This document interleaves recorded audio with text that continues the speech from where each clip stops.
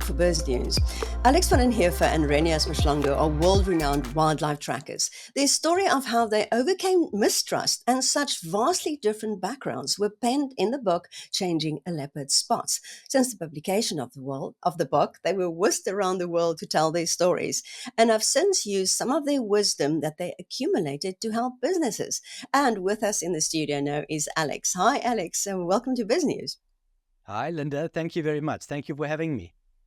Well, before we get to your latest venture, for people who might not have read the book and might not have heard about your story, tell us about what the book is about. Linda, the book is about my 30-year journey with a man called Renias Mhlongo, who is a Shangaan man. He was born in a mud hut underneath a jackalberry tree in what is today the Kruger National Park. And he was raised in the traditions of a hunter-gatherer. And I, on the other side of the scale, come from Plettenberg Bay, from the cattle farms of the Cape. So when we arrived at Londolozi Game Reserve and we were thrown together to become guide and tracker, or ranger and tracker, it was like the moon talking to Mars. A short white man and a tall, charismatic black man coming together and having to take people out on safaris. It's been a passion of mine, wildlife, my whole life, and I was following a dream. And I'd gone through all of the accredited training, but when I got to Londolozi and I had to take safaris, I realized how little I knew. And it was Renias who, over the last 3 decades, has taught me, mentored me, and over the time we've had a multitude of shared experiences, which has grown into a deep bond, a brotherhood, a kinship of some kind. And that's what the book is about. It's how we did it. It was no walk in the park, let me tell you, from both of our sides. But we've managed to stick together, and what has resulted ultimately in a highly productive, incredibly fulfilling, beautiful relationship where I think I've seen a part of South Africa that I'm afraid many people do not see. And that's what the book is about. At one stage, there was mistrust. You actually at some stage thought he was a rhino poacher. Yeah, and it's interesting you start with that. That's quite right, Linda. We'd been working together, 15 years or so, and in about 2010, the rhino poaching crisis took hold in Southern Africa. From losing 1 or 2 a year, where we were working, we started to lose 40 or 50, and in countrywide, we were soon losing over 1,000 rhino a year. And basically, anybody who worked in a game reserve at that time became a suspect, but potentially involved in some part of the chain of this rhino poaching crisis. And a few things happened that made me think that Renias had gotten involved in a rhino poaching syndicate. And so, long story short, I approached him. There'd been a few things, like he started to speak English in the bush on his phone, which he never ever did before. We in fact tracked a rhino with our Tracker Academy students one morning and found it dead with its horn cut off. I knew the village in which he lived. There had been some convicted poachers, and who knew Renias, and Renias knew. And I concocted in my mind this narrative that he must be involved. There were a few other things, and one night at early morning, 3 o'clock in the morning, I approached him and I confronted him and I said to him, "I think you're involved." And he immediately said to me, "What would you like me to do to prove you wrong?" And I didn't really have an answer. I didn't expect him to respond like that. And he said, "Well, I've got an idea. Let's go for a polygraph test. But on one condition, you do it too," he says to me. So that's fine. We drove to White River. We had one done. He passed, I passed. He said, "That's not good enough." We drove to Johannesburg and had a second one done, which he passed. And you ask yourself, I asked myself, why did I distrust him after so many years of working with him? And the truth is that I have all kinds of biases as a white person, having grown up in this country. There's no other way to say it, really. I had concocted a story in my mind based on hearsay and had decided that Renias Mhlongo, my best friend, the best man at my wedding, and the man who had saved my life on several occasions in the bush, was a rhino poacher.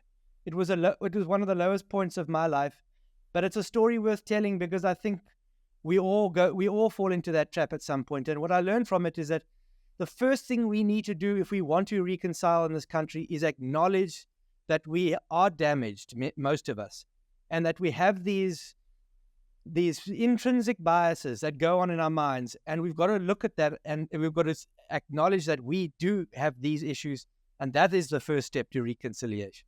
And so I learned a huge lesson, and Renias gave me every reason to call the relationship short, but he was the bigger man in that instance. Yeah, how do you come back from that? How do you build trust again? Well, in fact, that set us on a journey to building trust. We started to communicate much more closely. I started to spend a lot more time at his home in his village of Dixie. There, I started to feel a lot more empathy from him to me. And I started to open my heart. I became a lot more vulnerable, and the incident actually took us to a new level of vulnerability, actually. And it was a breakthrough, really, and it needed to happen.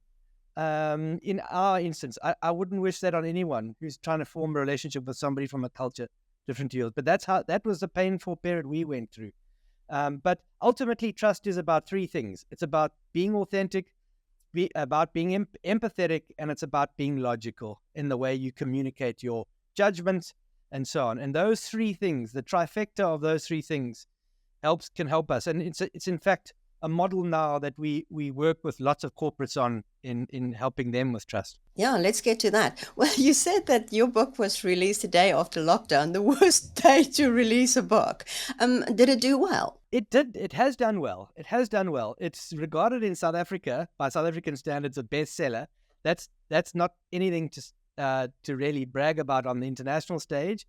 But the book starts with a story which helped us build some trust in the beginning. And I'd been a game ranger for 6 weeks, and Renias took me tracking. We were under pressure with a group of Canadians to find a leopard for them, and we were working at Londolozi, where Londolozi is the place to go and visit to see leopards. It's the premier leopard viewing destination in the whole of Africa. And Renias and his brothers were the trackers, responsible for calming the now famous leopards of Londolozi in the 1970s and 80s. So he was a seriously competent and highly skillful tracker when I started there as a young 19-year-old. And we go off tracking. Up until this time, he doesn't want to take me with him because he's not sure that I can handle what's going to happen. We were tracking a particularly angry leopard that day, the Tshokwane female. And what happened was this leopard basically burst out of the bush next to us. We'd been tracking it down a riverbed. A squirrel made an alarm call, which alerted us to the fact that she was close by. But before I could adjust, this leopard was on me. And I backed off, and I tripped over a log, and I fell backwards. My rifle was smashed out of reach, and this animal was right on top of me. And it was Renias standing off to the left, just slightly behind me, that basically extracted us safely. I came out of that unscathed. Had I been on my own, I shudder to think what would have happened. But that was the moment that I realized that in the bush, in the context of what we were doing as game rangers tracking animals, I could trust Renias. It turns out that was not true 15 years later when a different type of mistrust confronted us. Sure. So you said you've started telling corporates your message. So not only the message of trust, but also you said the skills of a game tracker, the mindset of a game tracker. Yes. So as I alluded to earlier, Ren is one of the world's most renowned trackers, and he comes from two of his other brothers were also renowned trackers. They're like the Barrett brothers from All Black Rugby. They just don't come around very often. These three Mhlongo brothers, Phineas, Elmon, and Elmon Mhlongo worked with John Varty in the early days of Londolozi, putting together those wonderful documentaries, and Renias Mhlongo. And so when I worked with Ren, we started to have a conversation about how do we ensure that these ancient African-born skills of tracking are not lost when the Mhlongo brothers and the likes move on.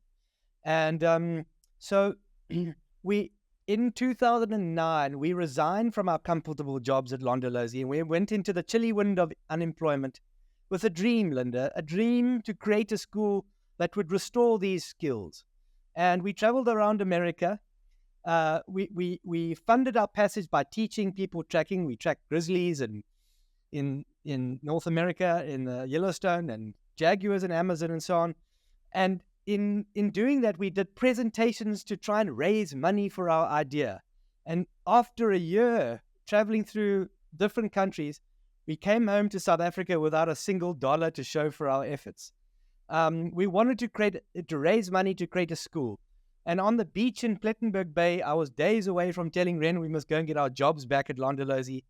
I was introduced to the Rupert family, and specifically Gaynor Rupert. And we made contact and formed a relationship, and ultimately resulted in Gaynor funding and founding the Tracker Academy, which is an NGO that Gaynor Renias and I started 14 years ago. It's trained 266 young men and women from rural villages, and a statistic we're most proud of is that 95.6% of those are now in permanent conservation jobs, all of whom were unemployed. So I digress a bit, but that's important to understand that our lives have been about tracking. And in this time with Tracker Academy and Ren, and working with other tracking masters and tracking experts, that they have a certain mindset, Linda. And it's these mindsets that we now take. We've realized that tracking a lion, the process, the mindset that it requires, the complexity that you deal with, you're in a vast environment. You're in an area that is wordless. So there's no consultants, no algorithms, no signposts to consult. And it's wild. It's all beyond your control. It is to deal with that. The master develops these 5 mindsets that we have distilled and that we now use to work with corporates to understand when they go off track, how to get back on track and how to track better, and how to adopt the mindset and the mentality of a master animal tracker. So what are these 5? What are the 5? Yes, good question. The 5 are, the 5 are, I'll go through them very quickly. The 5 are, we start with discernment. You have to have a discerning mindset to even find the track and be able to tell the difference between a leopard and a lion's footprint. That requires analysis, detail-oriented. The next is when you start to follow the trail, you want to be curious. You want to be asking questions constantly. You want to be investigating. Nothing is discounted. At some point, you're going to lose the track because we never track a lion without losing it at some point.